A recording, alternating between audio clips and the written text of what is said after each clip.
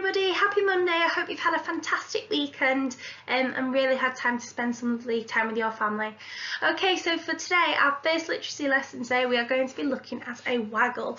Now, if you're unsure what a waggle is, we've had a lot of look at these at school. It just means what a good one looks like.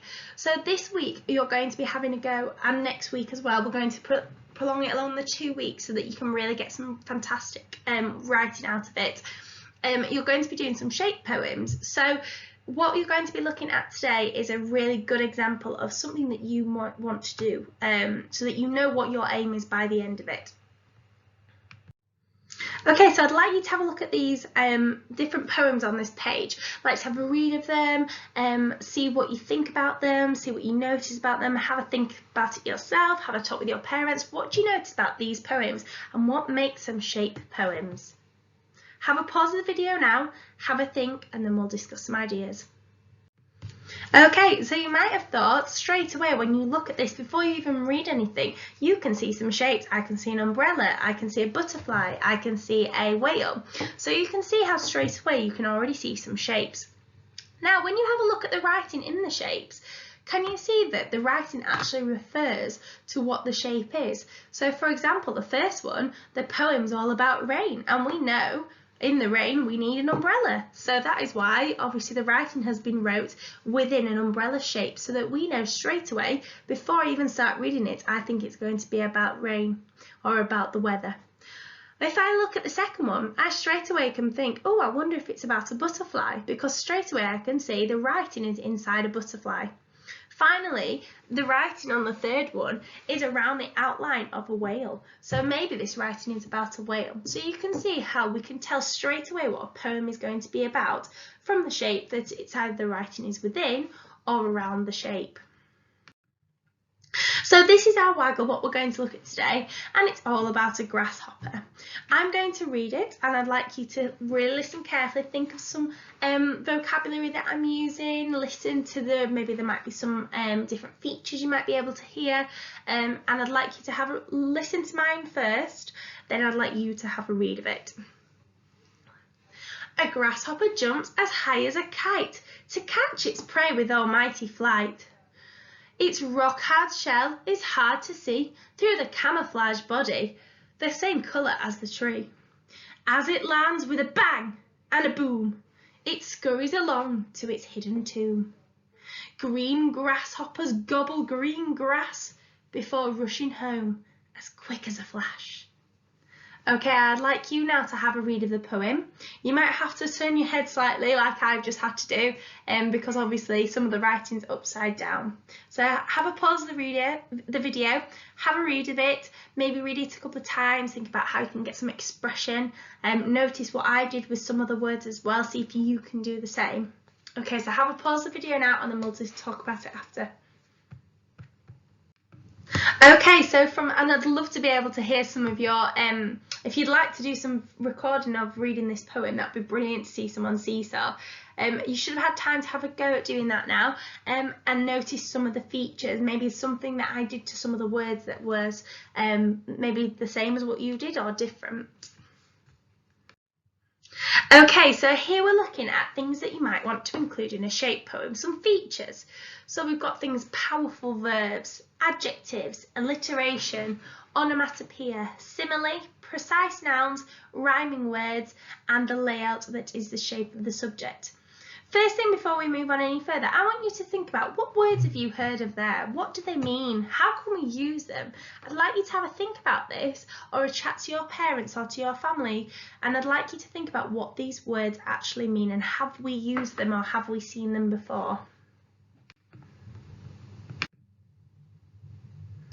So first thing I'd like you to have a look at doing, I want you to now think about these words. So these are all the features we need to include. So that for the next part of the lesson, I would like you to go and do some research. I want you to find out what do these words mean, and maybe if you can find some examples as well. So verbs, adjectives, alliteration, onomatopoeia, simile, nouns, rhyming words, and the layout. I want you to you can either use a dictionary to find this, you can use the internet to find this, you can come up with your own. If you already know what it is, your own description, maybe check it alongside another's opinion of what this description could be. and to also include some examples as well of this work, and then we'll have a look and see if you've got the same as what I have. Okay, so did you find what I found? So verbs. A verb is a word that is used to describe an action. It is a doing word. So for example, the cat jumped. Now the action is jumping. So this would be the verb. Now, in order for it to be a powerful verb, we might want to change that. Instead of the cat jumped, could you think of an idea of something, another word that instead of saying jumped, could we think of another synonym, another word that means the same but is more powerful? I thought of the word pounced. So instead of saying the cat jumped, we could say the cat pounced. Okay, because pounced is still the verb, the action of what the cat is doing, but you can really see that cat, picture it from it laying down to it really pouncing. Okay, for nouns, a noun is a word used to tell you about a person, a place, or an object. So it could be anything.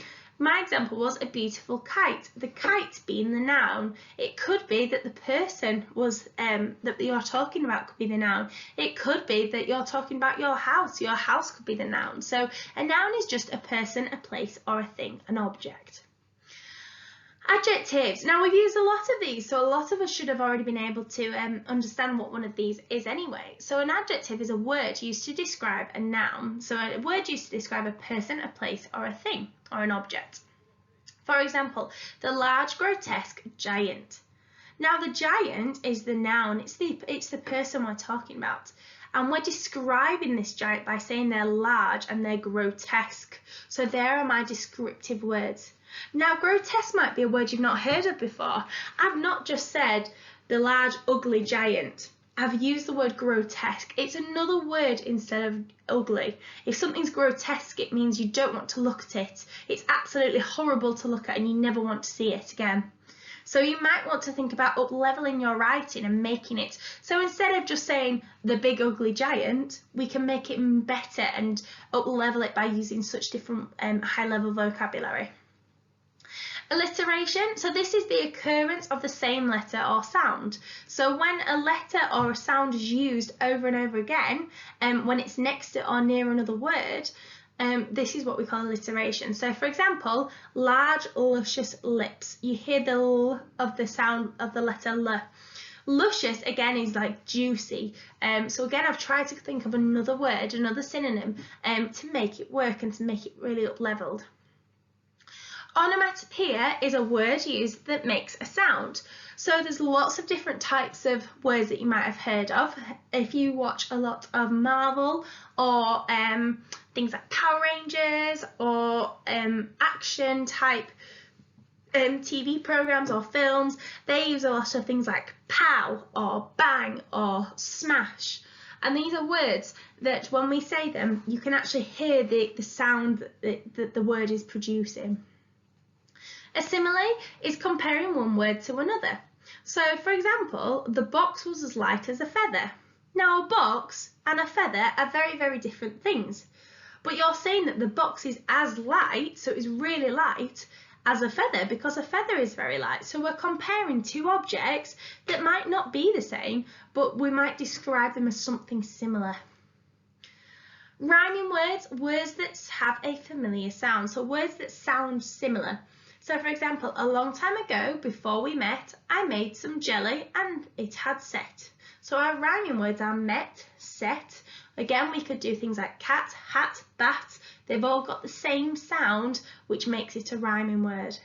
And finally, the layout is just saying what the poem looks like or what the writing looks like. How is it different from other pieces of writing? So for example, using a shape poem, the layout might be what shape you've done it in. So for example, with the rain poem, they did it in an umbrella. So now, using the waggle and using these features, here, I'd like you to see if you can try and find them. Now, you might want to, in your books, write out the poem first.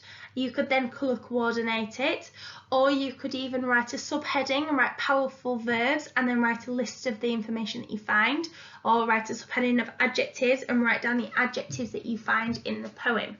So, for example, if I am looking for Let's see, I'm going to choose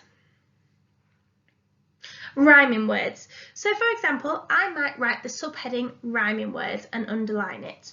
Then underneath, I might find the rhyming words. So if I read the poem, a grasshopper jumps as high as a kite to catch its prey with almighty flight. A grasshopper jumps as high as a kite to catch its prey with almighty flight. What two words rhyme in there? Well done if you found kite and flight. So I might write under my subheading, I might write the words kite and flight rhyme. Please as well try and write them as much in sentences as that's really good practice. So I'd like you to go and see if you can find all the adjectives, alliteration, onomatopoeia, simile, precise nouns, rhyming words, powerful verbs, and to say whether it's got a layout, a specific layout to it. Now again, please, if you need to go back and have a look at earlier on in the video for the definitions of what these are, please use that. I will also attach the WAGOLL and the features to the Seesaw link, so that if you want to colour coordinate on there, you can always say colour in the adjectives and then put a little key, colour the key next to it. So that's another way that you could do this as well. Okay, so looking at the WAGOLL and looking at the features, I'm now going to go through the examples that you might have found from the WAGOLL to show you where you could have found the information, how it links to the features. So if we start with the powerful verbs, so the powerful verbs that you should have found, you could have colour coordinated it just like this. So I'll just actually use a thicker one. So for powerful verbs, a grasshopper jumps as high as a kite to catch its prey with almighty flight. Its rock hard shell is hard to see through the camouflaged body the same colour as the tree. As it langs with a bang and a boom, it scurries. So we would say it scurries, because that's another word for running, along to its hidden tomb. Green grasshoppers gobbling, so that could be another one instead of eating. Gobbling green grass, rushing home as quick as a flash. Okay, so we've found the powerful verbs. Now we could have a look at finding some adjectives. So some adjectives that you might have found. You might have found almighty, if it was with almighty flight. You might have found rock hard shell. You might have said camouflaged, because the body's camouflaged. You could have said, let's see where else, a hidden tomb, rather than just saying it's in a tomb. You could have also said gobbling green grass, describing the colour. Okay, let's have a look at the next one. So we have now got alliteration. So remember, alliteration is where you can, where the letters have got the same sound or the same letter to start the words. So for these, we've got green grasshoppers gobbling green grass. So they're all using the same letter. Okay, when we have a look at onomatopoeia, so remember, things that give us the idea straight away is that it's in capital letters, there's an exclamation mark, it makes a sound. So for this one, we could have with a bang and a boom. If you got those, brilliant, well done. Okay, similes, remember this is where we use like or as to compare something. So for a simile, we've got that he's rushing home as quick as a flash, because he's doing it as quick as he can. So he's comparing the fact that he's running as quick as a flash of light. Precise nouns, so this is to make sure that have we actually spoken about the actual animal that we're describing, or the insect. So we have actually here, because we've included it, so a grasshopper, so we have been precise there. We have also got some rhyming words. Now, some rhyming words that you might have found could have been, now one thing that you'll find with rhyming words is that tend to be at the end of a sentence and halfway through. So as a kite and flight, they rhyme. You also might have got its rock hard shell is hard to see through the camouflage body the same colour as the tree. As it lands with a bang and a boom, it scurries along to its hidden tomb. So boom and tomb rhyme. Green grasshoppers gobbling green grass before rushing home as quick as a flash. So again, we've got grass and we've got flash. And finally, would you say that it's using the layout of the objects that we're describing of the subject? Well, of course, because we're looking at grasshopper, and the grasshopper is the outline of the object. So this is obviously perfect. Okay, now having thought about the different features that we've used, and now I want you to think about, why do we need these features? What is important when we're writing a poem? Why do we need adjectives? Why do we need verbs? Why do we need nouns? Why don't we just use boring words like big, or why do we make it so much more exciting? Okay, I want you to have a think of that, and then I'll come and give you some ideas. Okay, so I hope you've had a really good think about what these features could be. Now, I will give you the first example of a sentence that you might want to write. So underneath in your books or on a piece of paper, you could tell me, why do you think we need each of these features? So I might start by saying something about powerful verbs. I might say, my sentence might be, it is really important to use powerful verbs in a poem because not only does it tell you the action of the object that is moving or the animal that is moving, but it also hooks in the reader and helps them paint a picture of the poem and the animal that is being spoken about in the reader's head. This makes their writing really interesting and exciting for the reader to read. So this might be a sentence that you might want to include. You might want to do one for every single one of those. It'd be lovely to see some of the ideas that you come up with to really identify why these features are so important to use in a poem.